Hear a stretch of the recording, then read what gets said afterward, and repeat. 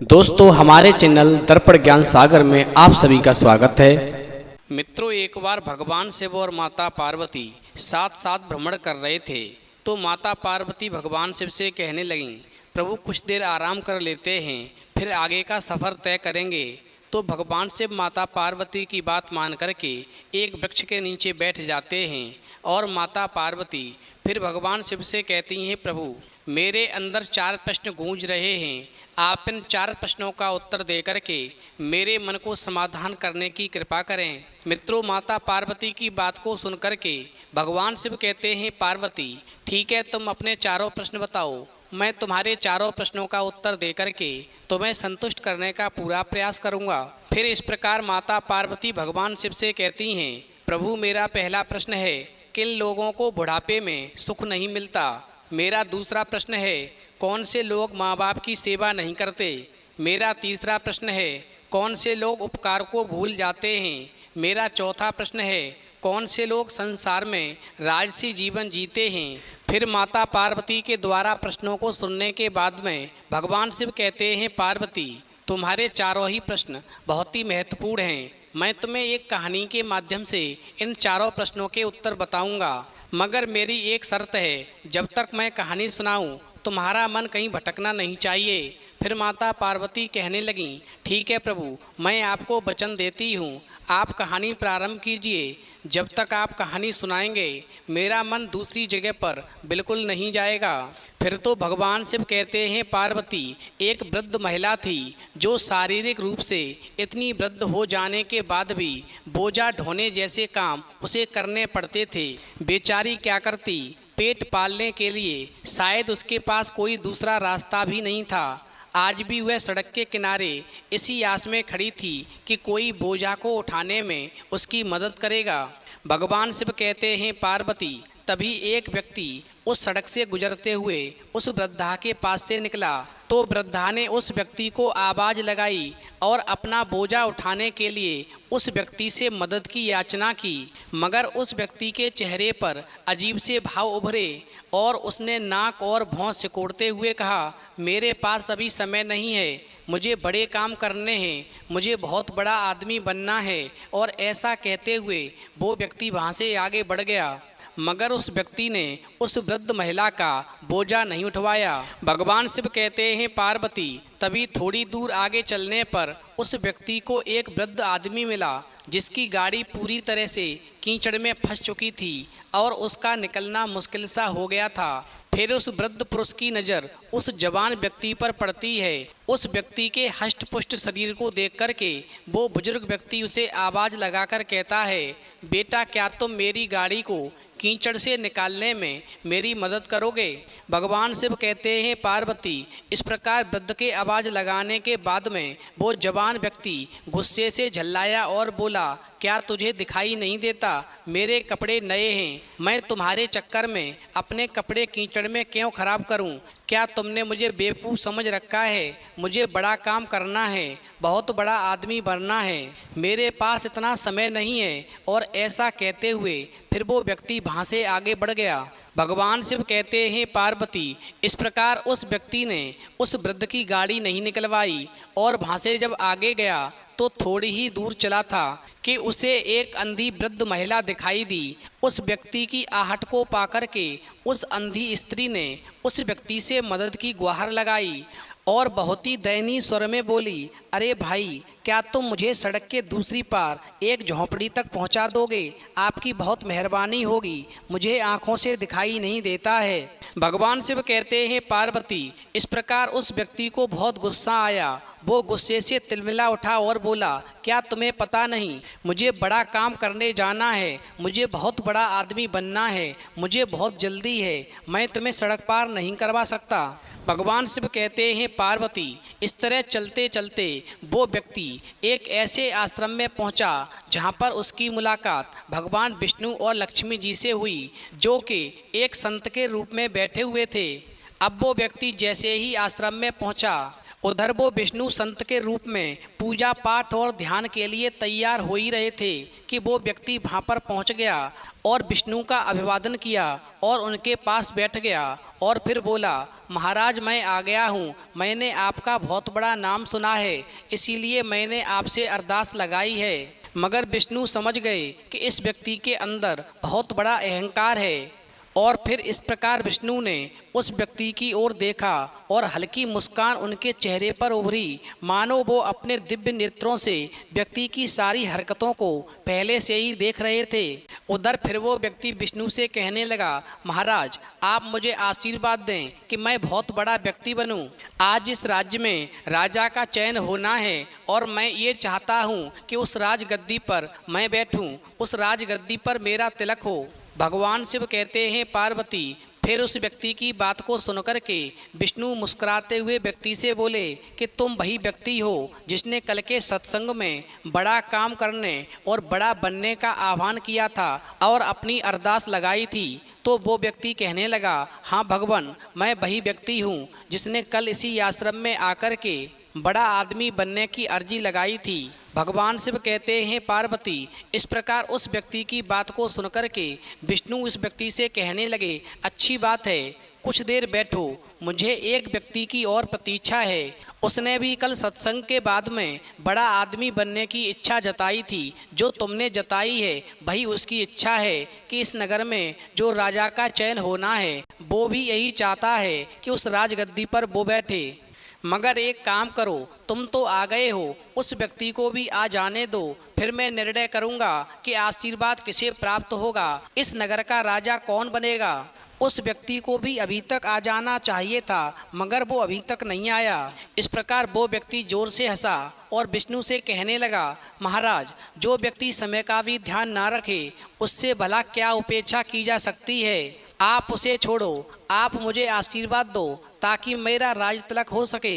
भगवान शिव कहते हैं, पार्वती उधर विष्णु उस व्यक्ति के पीछे छुपे विचारों को समझ गए और बोले, फिर भी हमें कुछ देर इंतजार कर लेना चाहिए, हो सकता है वो व्यक्ति आ जाए। भगवान शिव कहते हैं, पार्वती इतने में ही क्या होता है कि वो व्यक्ति भी आ गया जिसका विष्णु इंतजार कर रहे थे। उसकी सांस तेज चल रही थी, वो हाँफ रहा था, उसके कपड़े भी गीले थे। फिर उस व्यक्ति ने आश्रम में आकर के विष्णु को झुक कर के प्रणाम किया और विनम्रता के साथ में उनके सामने खड़ा हो गया। फिर विष्णु उस दूसरे व्यक्ति से पूछने लगे, कहो तुम्हें आने में देरी कैसे हो गई और तुम्हारी हालत ऐसी कैसे हो गई है। फिर तो वो दूसरा व्यक्ति विष्णु से बड़ी ही विनम्रता के साथ बोला, भगवान वैसे तो मैं समय पर ही पहुंच जाता, परंतु रास्ते में एक बोझ उठाने वाली वृद्ध महिला की मदद करने में और एक वृद्ध गाड़ी वाले के गाड़ी को कीचड़ से निकलवाने में और एक अंधी महिला को उसकी झोंपड़ी तक पहुंचाने में मुझे थोड़ा विलंब हो गया, इसलिए मैं आने में आपके पास में लेट हुआ। महाराज परंतु मैंने समय से पहुंचने की पूरी कोशिश की, फिर भी मैं नहीं पहुंच सका, इसलिए मैं क्षमा प्रार्थी हूँ। भगवान शिव कहते हैं, पार्वती फिर तो दूसरे व्यक्ति की बात को सुनकर के विष्णु मुस्कुराने लगे और पहले आने वाले व्यक्ति की तरफ देख कर के बोले। अब भगवान शिव कहते हैं, पार्वती तुम्हारा पहला प्रश्न था कि कौन से लोग संसार में राजसी जीवन जीते हैं, तो अपना उत्तर समझ लो। विष्णु पहले व्यक्ति से कहते हैं कि बड़े काम के चक्कर में तुम ये भी भूल गए कि छोटे छोटे कामों को करके ही बड़ा काम किया जाता है। छोटे कामों से ही तो बड़े कामों की नींव रखी जाती है और बड़ा बना जाता है। जिस व्यक्ति के अंदर सेवा भाव नहीं होता, जो दूसरों की मदद नहीं कर सकता, दूसरों के दुख में सहानुभूति नहीं दिखा सकता, उनकी मदद नहीं कर सकता, ऐसा इंसान जीवन में कभी भी राजसी जीवन नहीं जीता। राजसी जीवन वही जीते हैं, बड़े वही लोग बनते हैं जो जीवन में दूसरों की सेवा करते हैं, अपने से बड़ों का सम्मान करते हैं। भगवान शिव कहते हैं, पार्वती मुझे लगता है कि तुम्हें तुम्हारे पहले प्रश्न का उत्तर मिल गया होगा। तो माता पार्वती बोली, वास्तव में प्रभु मैं पहले प्रश्न का उत्तर सुनकर के पूरी तरह से संतुष्ट हुई कि इस संसार में वही लोग राजसी जीवन जीते हैं जो दूसरों के दुखों को अपना दुख समझते हैं और गरीबों की मदद करते हैं, अपने से बड़ों का सम्मान करते हैं, भूखों को खाना खिलाते हैं, अंधों को रास्ता दिखाते हैं। ऐसे लोग ही जीवन में राजसी जीवन जीते हैं। भगवान शिव कहते हैं पार्वती, इस प्रकार विष्णु लक्ष्मी ने उस दूसरे व्यक्ति को आशीर्वाद दिया जिसकी वजह से दूसरा व्यक्ति उस राज्य का राजा बना और पहले आने वाला व्यक्ति अपनी किस्मत को ठोंकते हुए रह गया।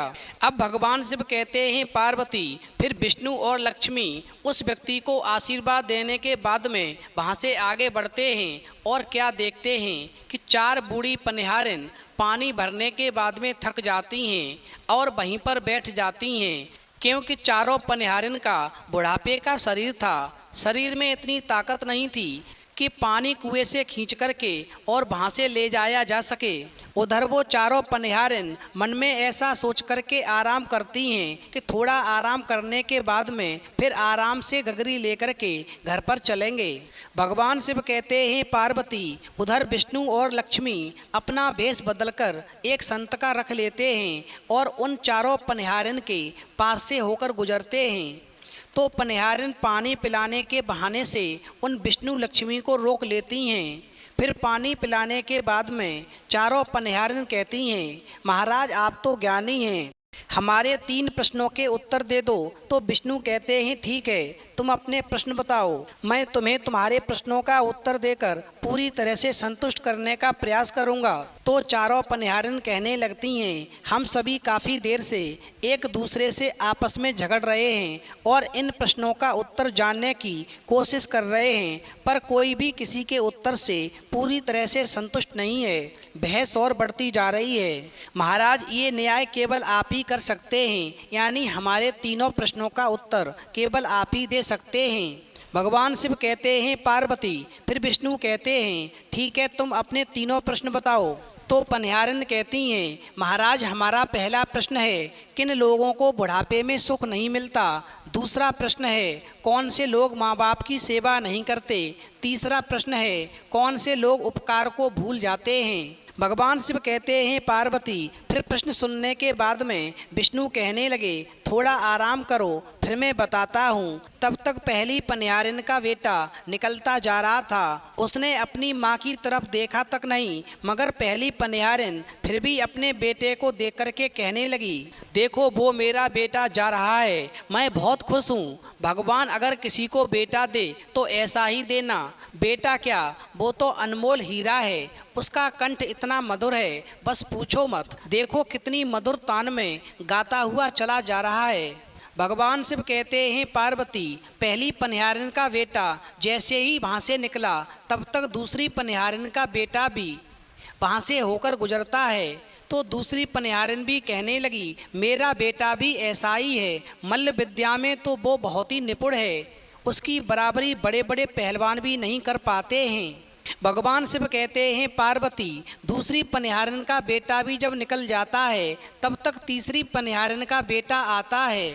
तो तीसरी पनिहारिन भी कहने लगती है कि मेरा बेटा भी हीरे से कम नहीं है, उसके कंठ में सरस्वती का निवास है, उसके अंदर ज्ञान का विपुल भंडार है, जो एक बार पढ़ लेता है उसे कभी भूलता नहीं है। भगवान शिव कहते हैं पार्वती, ये सारा नज़ारा विष्णु और लक्ष्मी बड़े ही ध्यान से देख रहे थे। तब तक चौथी पनिहारिन का बेटा भी वहाँ से होकर गुजरता है, लेकिन चौथी पनिहारिन कुछ भी नहीं कहती है, चुपचाप बैठी रहती है। तो साथ की पनिहारिन कहती हैं, बहन तुम्हारा भी बेटा है, तुम भी अपने बेटे के बारे में बताओ, वो कैसा है, उसमें क्या कोई गुण नहीं है जो तुम उसका बखान नहीं कर रही। तो चौथी पनिहारिन कहने लगी, नहीं नहीं बहन, ऐसी बात नहीं है, मेरा बेटा तुम्हारे बेटों की तरह ना तो गंधर्व है, ना पहलवान है, ना ही बृहस्पति है, वो तो बहुत ही सीधा साधा सरल हृदय का है। वो तो अपने माता पिता व गुरुजनों की सेवा को ही अपना प्रथम कर्तव्य मानता है। उधर वो चौथी पनिहारिन का बेटा घूम करके सीधा अपनी माँ के पास आता है। इधर चारों पनिहारिन अपना अपना घड़ा उठा करके सिर पर रखने लगती हैं। उसी समय चौथी पनिहारिन का बेटा आकर के मधुर गीत सुनाता है और अपनी माँ से घड़ा लेकर के अपने सिर पर रख लेता है। और बड़े ही स्नेह से अपनी बूढ़ी माँ से कहता है, माँ तू क्यों तकलीफ उठाती है, ला अपना घड़ा मुझे दे, मैं इसे लेकर चलता हूँ। बेटा इसलिए ही होता है कि बूढ़े माँ बाप की सेवा करे, बुढ़ापे में उनका सहारा बने। भगवान शिव कहते हैं, पार्वती चौथी पनिहारिन ने बार बार अपने बेटे से मना किया, परंतु वो बेटा नहीं माना। उसने अपनी माँ के सिर से घड़े को उतार करके अपने सिर पर रख लिया और आगे आगे चलने लगा। फिर तो सभी स्त्रियां उसके व्यवहार को देख करके आश्चर्यचकित हो गईं। फिर उधर बैठे संत के रूप में विष्णु लक्ष्मी कहने लगे, धन्य है वो माँ जिसने ऐसे पुत्र को जना है, उसको ऐसे संस्कार दिए हैं। यही है सच्चा हीरा जो अवसर मिलने पर अपनी माँ की सेवा से नहीं चूका। भगवान शिव कहते हैं, पार्वती जब चारों पनिहारिन घर आने की तैयारी करती हैं तो विष्णु लक्ष्मी उनके सामने आ जाते हैं और कहने लगते हैं, क्या तुम अपने प्रश्नों का उत्तर बिना जाने ही यहाँ से जाओगी? मैं तुम्हें तुम्हारे प्रश्नों का उत्तर बताता हूँ। तुम्हारा पहला प्रश्न था कि किन लोगों को बुढ़ापे में सुख नहीं मिलता, तो समझ लो जिन लोगों ने अपने बूढ़े माँ बाप की सेवा नहीं की उन्हें भी उनकी औलाद की सेवा नहीं मिलेगी, और जिन लोगों ने बुढ़ापे में अपने माँ बाप की सेवा की है, कभी उनका तिरस्कार नहीं किया, माता पिता के चरणों का अमृत पान किया है, उनकी औलाद हमेशा जीवन भर सेवा करेगी, और ऐसे लोगों को ही बुढ़ापे में सुख मिलता है। इसलिए हर इंसान को अपने माता पिता की सेवा करनी चाहिए, हर स्त्री को अपने सास ससुर की सेवा करनी चाहिए। ऐसा करने से बुढ़ापे में सुख मिलता है। जैसा कि मैं जानता हूँ तुम तीनों ने अपने सास ससुर की सेवा नहीं की, इसलिए तुम्हारे बच्चे सीधे चले गए और उन्होंने तुम्हारा घड़ा नहीं लिया। और इस चौथी पनिहारिन ने अपने बूढ़े सास ससुर की बहुत सेवा की, इसलिए उसका बेटा अपनी बूढ़ी माँ के पास आया और पानी से भरी गगरी लेकर के स्वयं उठाकर चला गया। अब तुम्हारा दूसरा प्रश्न था कि कौन से लोग माँ बाप की सेवा नहीं करते, तो समझ लो जो माँ बाप अपने बच्चों के अंदर अच्छे संस्कार नहीं डाल पाते हैं, उनके बच्चे तुम तीनों पनिहारिन के बच्चों की तरह माँ बाप की सेवा नहीं करते। इसलिए बच्चों में हमेशा अच्छे संस्कार डालने चाहिए। अब तुम्हारा तीसरा प्रश्न था कौन से लोग उपकार को भूल जाते हैं, तो विष्णु कहते हैं, धनवान हो जाने पर जिनके अंदर अहंकार लालच आदि अवगुणों का समावेश हो जाता है, वो किसी के उपकार को नहीं मानते, फिर उनके लिए चाहे उनके अपने माता पिता ही क्यों ना हो। भगवान शिव कहते हैं, पार्वती मुझे विश्वास है कि तुम्हें तुम्हारे चारों प्रश्नों का उत्तर मिल गया होगा। तो माता पार्वती कहने लगी, हाँ प्रभु मुझे मेरे चारों प्रश्नों का उत्तर मिल गया। मैं कह सकती हूँ बहुत बड़ा विद्वान बन जाने से, संगीतज्ञ खिलाड़ी अथवा धनवान बन जाने से कोई बड़ा नहीं हो जाता। कोई बहुत बड़े पद पर पहुँच गया लेकिन माँ बाप व गुरुजनों की सेवा से जी चुराता है तो उसका बड़प्पन किसी काम का नहीं है। यदि कोई बड़े पद पर पहुँच गया, उसने मिथ्या अहंकार और वासना को ही अपने मन में सजाया, तो ऐसा इंसान एक दिन कर्मों का फल निश्चित भोगता है। दुखी इंसान की मदद करने वाला और कुटिलता रहित जीवन व्यतीत करने वाला सच्चित आनंद स्वरूप को पाने में हमेशा सफल हो जाता है और अपनी 7 पीढ़ियों का तारणहार बन जाता है। जो अपने माँ बाप की सेवा करते हैं, ऐसे लोग 7 पीढ़ियों के तारणहार बन जाते हैं। वास्तव में प्रभु मैं कह सकती हूँ कि सच्चा बड़प्पन तो तब है जब हमारे सद्गुण सहज में सच्चित आनंद की चारों ओर खुशबू फैलाएं और आत्म सुख का आनंद उभारें। वास्तव में इंसान को मातृ पितृ और गुरु भक्ति को अपने आचरण में लाना चाहिए। इंसान चाहे कितना भी बड़ा आदमी क्यों ना बन जाए, पर माता पिता के किए हुए उपकार को कभी नहीं भूलना चाहिए, क्योंकि जीवन में हमें सब कुछ मिलेगा पर माता पिता दोबारा नहीं मिलेंगे। इसलिए हमें सदा अपने माता पिता की सेवा और सादर सम्मान करना चाहिए। अंत में माता पार्वती भगवान शिव से कहती हैं कि मैंने मृत्युलोक में ज़्यादातर लोगों को कहते हुए सुना है कि मेरे माता पिता ने मुझे धन नहीं दिया है, इसलिए मैं उनकी सेवा नहीं करूँगा। उन्होंने मेरे लिए किया ही क्या है जो मैं उनकी सेवा करूं। तो ऐसे लोगों को ध्यान रखना चाहिए कि जन्म के साथ ही माता पिता हैं, कर्म का साथी कोई नहीं। माता पिता शरीर देते हैं, उनकी सेवा करनी चाहिए, लेकिन आप जैसे कर्म करेंगे उसका फल आपको निश्चित भोगने को मिलेगा। इसलिए अच्छा कर्म करें और बड़ों का सम्मान करें, माता पिता की सेवा करें और सुखमय जीवन यापन करें। तो मित्रों, यदि आपको कहानी पसंद आई हो और यदि आप भी अपने माँ बाप से प्यार करते हैं तो हमारे चैनल को सब्सक्राइब अवश्य करें और भगवान शिव, पार्वती, विष्णु, लक्ष्मी जी के लिए एक लाइक करना ना भूलें।